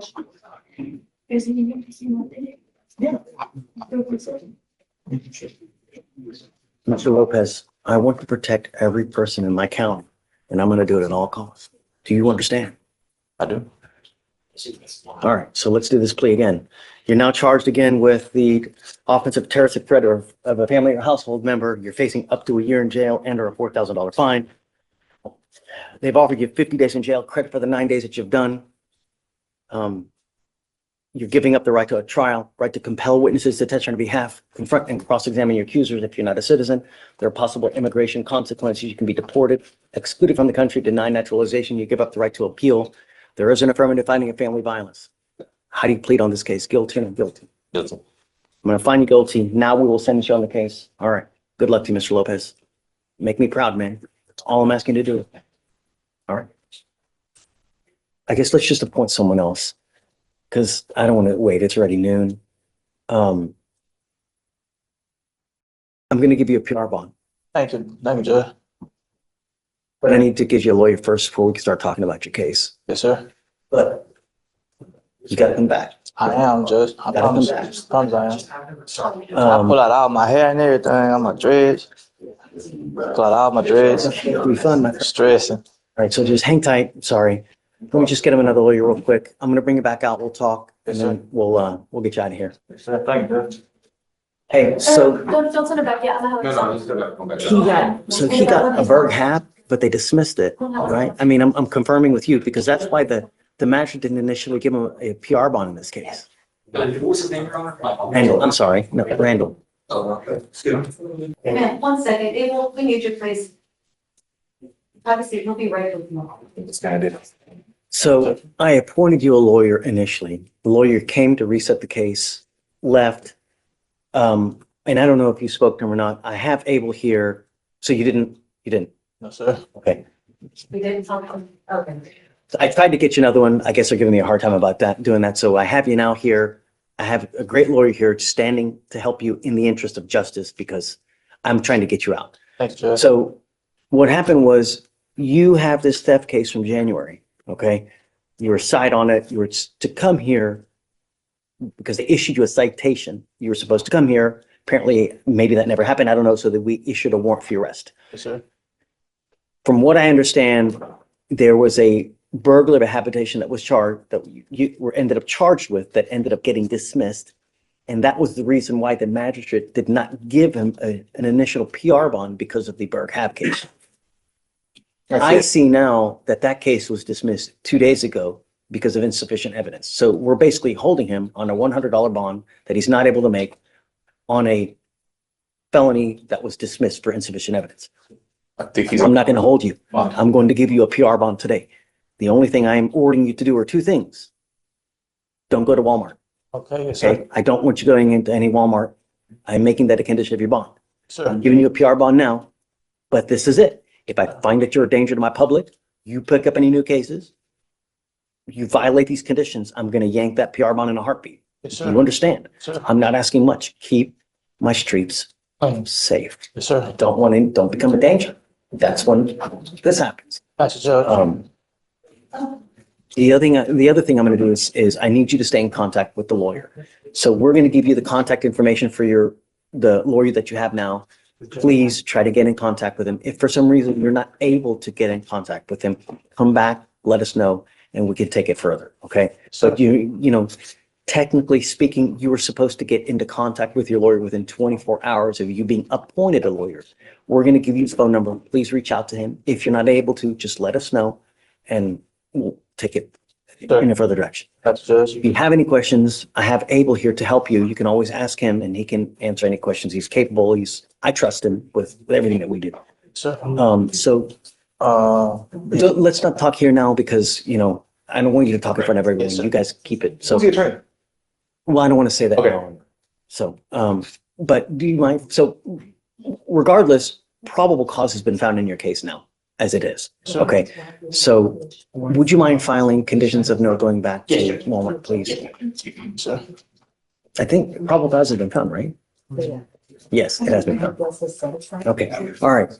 So any questions you have, I'll direct it to him for now. And then in the reset that we have, I'm going to circle the phone number so that you have the phone number for the lawyer that we have. Just please, when you're released, get in contact with them so you guys can get on the same page. You have to, I'm going to make you, so I want the next appearance required so that we know that they're on the same page. So your next setting, you have to be here, come back so we're all on the same page. After that, I'll waive your appearance. Yes, sir, Judge. Yes, sir, Judge. Thank you, But Judge. Mr. Randall, please be safe, man. Yes, sir. Mr. Red, I'm gonna still, sorry, when you said for the bond. I'm sorry, Yeah, one more yeah. time, and then, after they put me back down, those. Mark. What is that? Badon, BADON.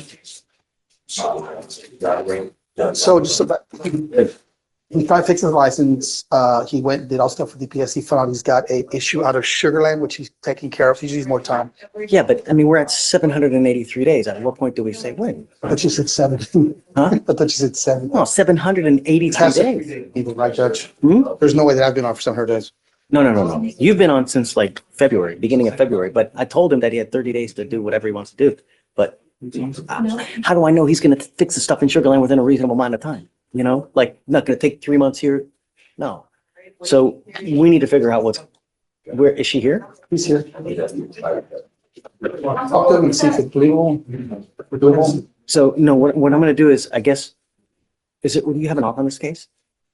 No, but I'm sure they would time serve it. Well, I'm willing to give a little bit of time, but I'm not going to go crazy. It's already nearly 800 days old. So I need to get a date. Are you Mr. Badon? Okay. Come on up. I'm willing to give you a little bit of time for you to try to fix your license. But your case is nearly 800 days old. It would be unreasonable for me to let you just sit here 3 months, 6 months. So we need to put a time limit on this by what day you need to have this done by. I paid my surcharges already. I just need to start a payment plan with Sugarland and that's it. Okay, but when is this going to happen? If you even do that, will that lift the ineligibility of the license anyways? Do you know? Yes. You've reached out to I talked DPS? to them already, yeah. Yes, sir. Okay, I don't want to know, but we need to put a date certain when the last day for this case ends, where you either get done what you need to get done, or you end up taking something on this case. But I'm not going to just hold this open indefinitely, even considering that it's 800 days old nearly. So, Alex, is there an offer on this case? Just the 2 PTI offers, Your Honor, and both of them are contingent upon the driver's license being valid. Okay, so You've reached out to DPS. Yes, sir. They told you what you need to do to get it fixed. Yes, sir. Okay, I'm going to give you 3 weeks. You get no more time after this time. Do you understand? At 3 weeks, it's D-Day. If it's not done, then we need to move on. Yeah, I'm gonna either set your case for trial or you gotta accept the plea bargain agreement. Do you understand? Yes, sir. So, Marco, this is the last reset that I'm doing. I'm not doing any more. You need to do what you need to do today because it takes forever for stuff to reflect in DPS's system. That's why I'm giving you the 3 weeks because you need to take care of it today. Because if you wait till the last minute, it's not going to reflect in DPS's system. It takes 2 weeks for them to just upload stuff to get it changed in the system. Understand? Okay. Thank you, Judge. Appreciate it. How much time was that? 3 weeks and then clear trial. The next From item. a public safety perspective, should courts impose immediate driving restrictions in DWI-related cases pending final disposition to reduce foreseeable risk? The next item. You are Miss Ouma. Sir. Ma'am, you are charged with driving while intoxicated. Second offense. You are facing up to a year in jail and or a $4,000 fine. We are going to do probable cause. You have the right to remain silent. Anything you say can or will be used against you. You have the right to have an attorney present. If you cannot afford one, one will be appointed to you, ma'am. Yes, Judge. On February 25th, officer dispatched to a minor crash with a disturbance at the 1000 block Upland Drive in Harris County, Texas. The officers made contact with two witnesses. The second witness stated she was driving her Lexus north on Upland Drive when the defendant, the sole occupant of the vehicle, was driving her black Camry south in the northbound lane. The witness stated she slowed down, honked to alert the defendant, and crashed into her car in front of him while going north. The first witness stated he was in the southbound lane and was stopped waiting to enter the service road, and the defendant driving her Camry struck the Lexus, and after the two motor vehicles crashed, the defendant swerved right and then ran into the back of the Chevy Blazer the first witness was driving. The first witness stated the defendant appeared to be looking down like she was slumped over, and the first witness approached the motor vehicle, and the defendant appeared drunk. The defendant tried to drive off, and the first witness was telling her to stop and wait. The second witness corroborated the first witness' statement and stated she could smell a strong odor of alcoholic beverage and that the defendant was drunk. The officer made contact with the defendant, and the defendant stated she was driving her car, had left home, and was on the way to the hospital for her ulcers. The defendant stated she was on the right lane going south, and a lady in an SUV was going north in her lane. The defendant stated she swerved over and hit another car. She tried to exchange information and get off the roadway, but was not trying to leave the scene and only wanted to move the cars into the parking lot on the west side of the road. The officer observed a moderate odor of alcoholic beverage, glossy eyes, slurred speech, and swaying. The defendant was within normal parameters regarding her vital signs per Houston Fire Department, and standard field sobriety tests were then conducted. HGN 6 out of 6, walk and turn 5 out of 8, one leg stand 3 out of 4. The defendant was read the DIC and consented to blood. All right. So we have a DWI here. Any more DWIs anywhere else? If you run around and say, see, please. She only had a previous out of 2022 here in Court 5, but that's the only one, Your Honor. Does she have a valid Texas driver license? It's not eligible, Your Honor. It's not eligible. I want to make something perfectly clear to you, Ms. Ouma. I'm ordering you as a condition of your bond not to drive any vehicle whatsoever for any reason unless you have a valid Texas driver license and liability insurance. I'm also placing a restriction on your license that you're not to drive any vehicle that's not equipped with an ignition interlock. I'm sending notice to DPS in Austin so that every single police officer knows if you're caught driving a vehicle and it doesn't have an interlock in it, they will arrest you and put you in jail. Do you understand? And then I'm going to revoke this bond here as well. You will be signing an affidavit with me today. Counselor, did you want to add something? I managed the law. That's incorrect. The cop did not say moderate. He said mild. Or about. Sure. Yeah, Judge, a minor automobile accident and a mild odor of alcohol is not any kind of probable cause for intoxication. I believe what happened was the police officer noted she had a prior conviction and then jumped to conclusions and ran everything backward from there. Well, we have witnesses who say that she's possibly intoxicated. They do field sobriety tests. The field sobriety tests indicate that she's intoxicated or potentially intoxicated. So that's when they do the blood test. This is just a mere probable cause hearing. We have someone who's got indicia of intoxication, slurred speech, odor of alcohol, crashes into 2 different cars, fails 3 different field sobriety tests. You've got 2 other witnesses that say that she's possibly intoxicated who they're on the scene and see it. There's more than enough to go forward for probable cause purposes. Beyond a reasonable doubt, I don't know. That's why we wait for the evidence to come in. But I think that there's certainly sufficient probable cause to go forward. They say you don't have a license, so you may not drive at all for any reason. I don't care what your justification is. I don't care if Bambi has to go to the hospital. You need to save 30 kittens. A kid needs to go to the, you cannot justify getting into a car for any reason. Do you understand? This is an affidavit that you're going to be signing today, promising me you're not going to drive. And if I find that you do, I can have a contempt hearing. You can be facing an additional 6 months of jail and a $500 fine every time you drive because it's an offense in and of itself. Do you understand? Because you don't have a license, because we're ordering you not to drive, I am now ordering you to obtain a portable breath test device that you're going to take with you everywhere you go to prove to us that you're not consuming alcohol. You're not to consume alcohol, illegal drugs, unprescribed controlled medication, and we will randomly test you as well. Now, good job on having a lawyer because you have one. I will waive your appearance, but it is your responsibility to stay in touch with them. If they tell me they can't get a hold of you because you're playing games and you're dodging phone calls, whatnot, I will issue a warrant for your arrest. All I'm trying to do is protect my city at all costs, and I will do it however I can. Do you understand? If that means putting you in jail because you become a public danger, I'm going to do it in a heartbeat. So for now, what I'm going to have you do is I will have you come up here, swear to us that you're not going to drive. Then I will get you to Victoria. We will have you sign a reset. You will get with Felicia for your bond conditions, and after that, you guys are free to go. All right? Thank you, Judge. Okay, guys. Thank you, sir. Salgado. Yes, sir. Ma'am, you are charged with assault of a family member. You are facing up to a year in jail and or $4,000 fine. We are going to do probable cause. You have the right to remain silent. Anything you say can or will be used against you. You have the right to have an attorney present. If you cannot afford one will be appointed to you, ma'am. Okay. Yes, Judge. The complainant and the defendant are mother and daughter, and the officers were dispatched to a residence in Harris County, Texas, in response to a family disturbance. The complainant told the officers that she arrived home to find the defendant packing her things. The complainant began discussing the defendant's life choices, which led to an argument. The complainant tried to get the defendant to stay at the home, but the defendant grabbed the complainant by the shoulder and shoved her against the wall, causing pain. Ma'am, I'm going to find that there's enough probable cause to go forward with your case. Do you guys have the rip done? There is a rip done, Your Honor. Which is does mom want contact with her? It's my understanding she's okay with contact. She wants contact, Your Honor. Is she here now? No, she lives in the separate home. Since that incident, she's moved.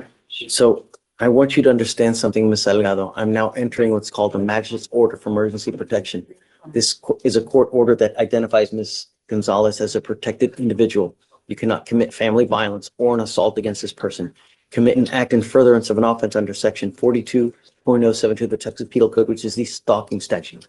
You cannot threaten, harass, use another person to communicate a threat or harassing behavior. You cannot be in possession of a weapon.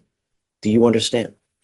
If you violate this court order, the state can and probably will file a violation of a protective order, and that is one of the worst misdemeanor cases that you can pick up. So just be nice. If you butt heads constantly, find another way. Go outside, do something else. But if you guys get into it again and there are threats made, you might end up back in jail. You understand? So this usually comes with a residential restriction that you cannot go back to the house. I will take this off. I am ordering you not to have any threatening or harassing contact with her. What is threatening or harassing doesn't matter what you think. It's what she perceives. So conduct in and of itself can violate this. You understand? Do you mind filing another threatening or harassing? Yes, Judge. Please. So bond. Judge, we are asking for $100 pretrial bond. She has no history. Once she found out about the case, she hired us, and we're here presenting ourselves and availing ourselves to the court's jurisdiction. I don't think she's a flight risk or a threat to the community. Response? And just there is no criminal history, and given the complainant's statement to us, we wouldn't be opposed. Okay, so I'm with you. I'll set bond at $100. Thank you, Your Honor. And then I'm going to grant you a PR bond.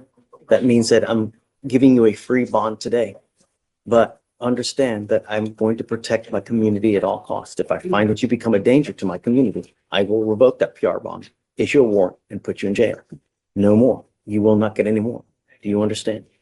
Now, because you have a lawyer, I will waive your appearance. It is your responsibility to stay in touch with them, and they will tell you if and when you have to come back to court. Okay? All right, so I'll have you sign a reset with Victoria. We'll have you get with Felicia for your conditions, and then you're free to go. Okay? Judge, may we be excused briefly? So PR bond and $100. Good morning, Mr. Wally. So you're charged with driving while intoxicated. You're facing up to 6 months in jail and or a $2,000 fine. You guys have worked out an agreement. They're offering you 6 days in jail with credit for the 2 days that you've done. Are you sure you want to do this? Yes, sir. I guess the prior evading is what, Sir, we talked about everything, wanted to just, do this, Sean. you need to understand that this has lifelong consequences. You know, you're entering into this agreement where this DWI will go on your record. It's going to be there for the rest of your life. It's even there after you die.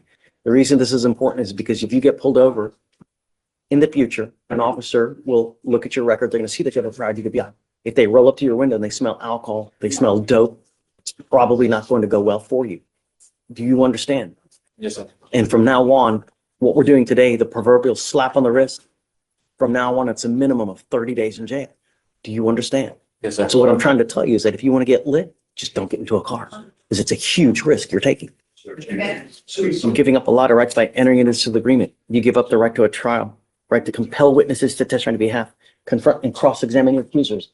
If you're not a citizen, there are possible immigration consequences. You can be deported, excluded from the country, denied naturalization under federal law. You give up the right to appeal. So once you accept this, it's done forever. Here's what you want to do. How do you plead to the offense, sir? Guilty or not guilty? Guilty. I'm going to find you guilty. I will send you to the agreement. I'm going to suspend your license for 90 days. Do not drive until you get a license. The other thing is this, Mr. Wally, is that DWI is big business. There's a $3,000 surcharge that tacks onto this because you pled guilty to this. I'm going to waive it for you today. But the DWI second is a $6,000 surcharge. So if you're not smart enough to consider how to get home on a night of drinking, get ready. It's minimum 30 days and a huge surcharge. Do you understand? Yes, sir. All right, good luck. Your Honor, could you run the LR suspension, or the suspension concurrent with the LR suspension he already has? He had his suspension from October to April. We have the dates. 6 months, Your Honor. I don't know, man. He has a prior baiting that No, just, that was the same transaction. They dismissed it, I believe, like the day after. It was. it's out of the same, okay, all right. I will. Okay, all right, you got to get them the dates. Yes, sir. All right, good luck, sir. Thank you, Your Honor. You got it, man. Throughout today's proceedings, from the opening hearings to the final rulings, the court was required to carefully balance fundamental legal principles, such as the presumption of innocence, due process rights, and the broader responsibility of protecting public safety. Across both sessions, these decisions illustrate the ongoing challenge within our justice system, determining when pretrial liberty is appropriate and when judicial caution must take priority in light of potential risk to victims, families, or the community at large. Whether addressing administrative errors, alleged threats within a family context, or offenses involving impaired driving, each ruling reflects the court's attempt to apply legal standards fairly while maintaining accountability. We invite you to share your perspective. Do you believe the court's decisions today appropriately balanced individual rights with the need to safeguard the public? Thank you for watching and for taking an active interest in how justice is applied within our legal system.